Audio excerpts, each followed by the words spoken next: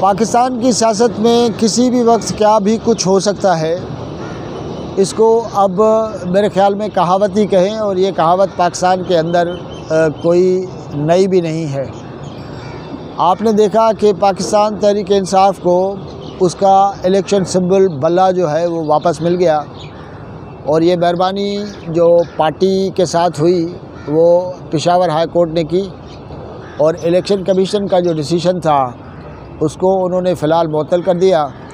अब एक division bench होगा और वो हियरिंग तब करेगा जब ये सारा खेल ख़त्म हो चुका होगा। लेकिन तहरीक इंसाफ को भला मिल जाए या न मिले, ये भी एक डिफरेंट किस्म का सिनेरियो है, और उसका इम्पेक्ट क्या होगा इस पर सोचने की ज़रूरत है।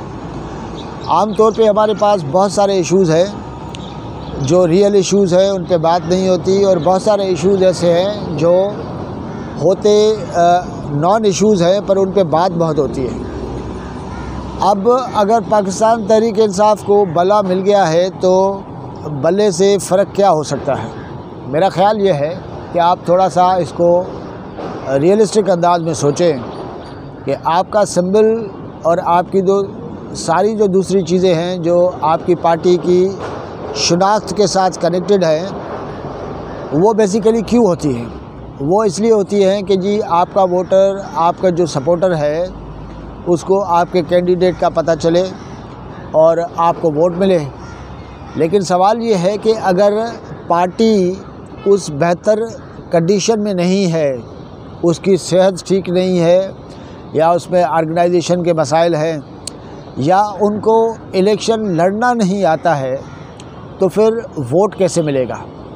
हाँ, पाकिस्तान में ये है कि अगर आप जनरली परसेप्शन को और प्रोपेगेंडा को देखें तो तहरीक इंसाफ को नंबर 1 के तौर पे, पार्टी के तौर पे वोट मिलने चाहिए, क्योंकि आपको सोशल मीडिया पे बड़े पैमाने पे पीटीआई एक्टिव नज़र आएगी। उनका प्रोपेगेंडा मशीन जो है वो बड़ा ज़बरदस्त है, और ये हकीकत पीपल्स पार्टी, मुस्लिम लीग नून और दूसरी जो सारी पार्टियां हैं वो मानती हैं। और जाहिर है कि इन्हीं पार्टियों का, जो पुरानी पार्टियां हैं, इनके पास प्रोपेगेंडा के वो मॉडर्न टूल्स नहीं हैं, और ना वो अभी तक अडॉप्ट कर चुकी हैं। मुस्लिम लीग नून, पीपल्स पार्टी, जेयूआई और इस टाइप की जो पुरानी पार्टियां हैं, वो बेसिकली उनका दारोमदार ही इस चीज़ पे है कि जी पुराने जो पॉलिटिकल जो डिस्कोर्स है, जो तरीक़ेकार है, वो उस पे चल रही होती हैं, और उनके पास कोई इतनी बड़ी तब्दीली नहीं आई प्रोपेगेंडा के तौर पे।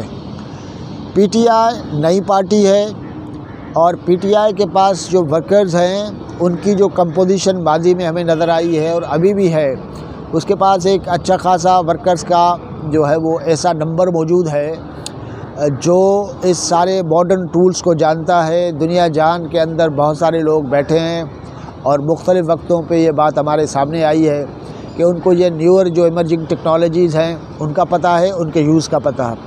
ज़ाहिर है कि उसका फ़ायदा पीटीआई को मिलता है। लेकिन पाकिस्तान के अंदर जो इलेक्शन जो है वो उसकी रियलिटीज़ बिल्कुल डिफरेंट है। जब आप इलेक्शन में जाते हैं, कंस्टिट्यूंसीज़ की पॉलिटिक्स कर रहे होते हैं, तो वहाँ पे आपको वोट लेने के लिए बहुत सारी चीज़ें ज़रूरी हैं। मिसाल के तौर पे पार्टी का तजर्बा काउंट करता है। पार्टी जो ख़ास तौर पे एक्सपीरियंस पार्टियां हैं, उनको हर किसी कंस्टिट्यूंसी के जो मेजर एलिमेंट्स होते हैं उनका पता होता है।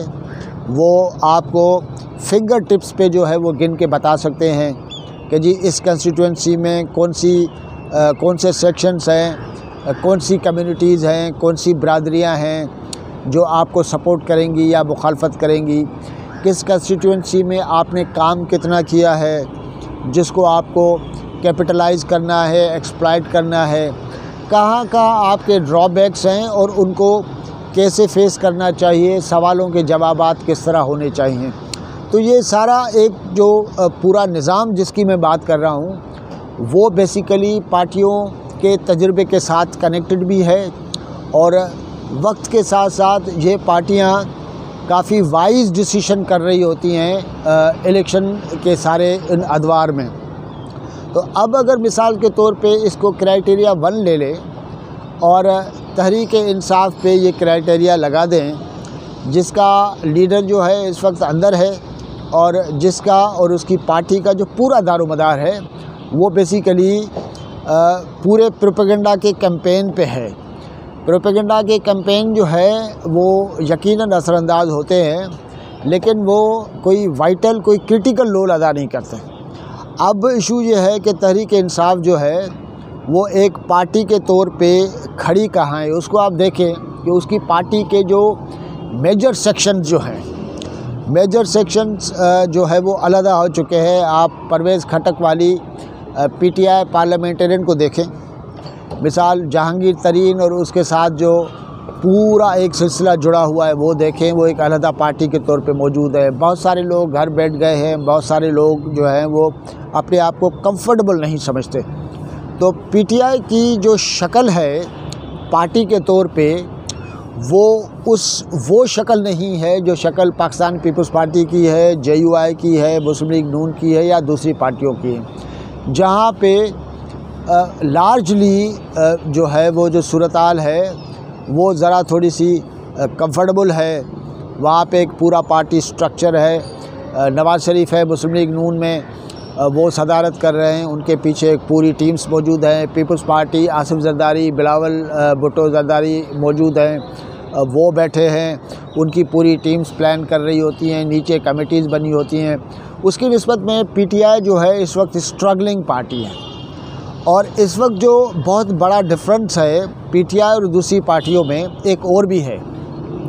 पाकिस्तान के अंदर जो डेटा है उस डेटा के मुताबिक कोई भी पार्टी रियासत और ख़ास तौर पे रियासत का जो अहम पिलर है इस वक्त पाकिस्तान के अंदर मिलिट्री इस्टेब्लिशमेंट, उसके साथ टकराव वाली सूरत-हाल में कोई इलेक्शन जीत नहीं सका है। यस, मिल जाती हैं, आपको सीट्स मिल जाती हैं, मुस्लिम लीग नून को माजी में मिली हैं, पीपल्स पार्टी को मिली हैं, और उस टकराव वाली सूरत-हाल में ये पार्टियां उस तरीके से परफॉर्म नहीं कर पाईं जिस तरह उनको परफॉर्म करना चाहिए था। तो क्या आज की सूरत-हाल में, इस सूरत-हाल में पीटीआई इस टकराव वाली सूरत-हाल में क्या वो प्रोड्यूस कर पाएगी जिसका प्रोपेगेंडा हो रहा है? मेरे ख़्याल में इस पे सोचने की ज़रूरत है। और मुझे ऐसा लगता है कि इलेक्शन में पीटीआई जो है वो इतना प्रोड्यूस नहीं कर पाएगी, क्योंकि इलेक्शन के जो पूरा सिस्टम है, मिसाल के तौर पे आपको वोटर्स को लाना है, आपको एजेंट्स का पूरा निज़ाम चाहिए, आपको इलेक्शन वाले डे पे और बहुत सारी एक्टिविटी है जो आपको करनी चाहिए, और वो पीटीआई शायद इस वक्त इस सिचुएशन में नहीं है। इस पॉलिटिकल जो पार्टी की जो हेल्थ है उसकी सेहत ऐसी नहीं है कि इतनी लार्ज किस्म की एक्टिविटी करे। दूसरा एक बड़ा इशू ये है कि जिस वक्त पीटीआई आज की सेहत में नहीं थी और बेहतर पार्टी थी, बेहतर पार्टी इस हवाले से कि जो सारा सब कुछ उसको बना के दिया गया था, तो उसमें ऊपर इमरान खान थे और नीचे उनकी पूरी लीडरशिप थी जो आपको मूव करती हुई नज़र आ रही थी। अब जबकि वो नहीं है तो उसकी जगह पे जो स्पेस है वो आपकी वकला बरादरी ने जो है वो कैप्चर किया हुआ है।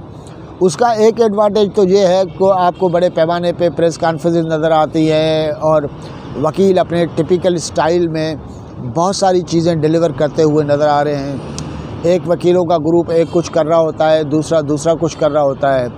लेकिन इन वकला को जो वकीलों की सियासत है उसका वसीत तजुर्बा है, लेकिन पाकिस्तान में जनरल इलेक्शन का तजुर्बा वकीलों के पास हो, मैं उससे इत्तेफाक नहीं करता। तो मेरा ख़्याल ये है कि प्रोपेगेंडा अपनी जगह पे, लेकिन जो रिज़ल्ट्स आने हैं एक्सपेक्टेड ये है कि पीटीआई उस तरीके से परफॉर्म नहीं कर पाएगी।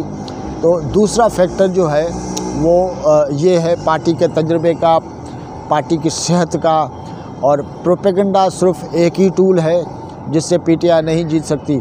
लेकिन बहरहाल देखना ये है कि इस सारे ऑनस्लॉट में जो पीटीआई समझ रही है कि उसके ख़िलाफ़ हो रहा है, उसमें पीटीआई कितना परफॉर्म कर पाती है। पीटीआई की जो रिज़ल्ट्स है आएंगी, जो इस इलेक्शन में जो आउटपुट होगा, उसको देख के अंदाज़ा हो सकता है या हम कर पाएंगे कि इमरान खान या पीटीआई की जो रियल स्ट्रेंथ है वो कितनी है।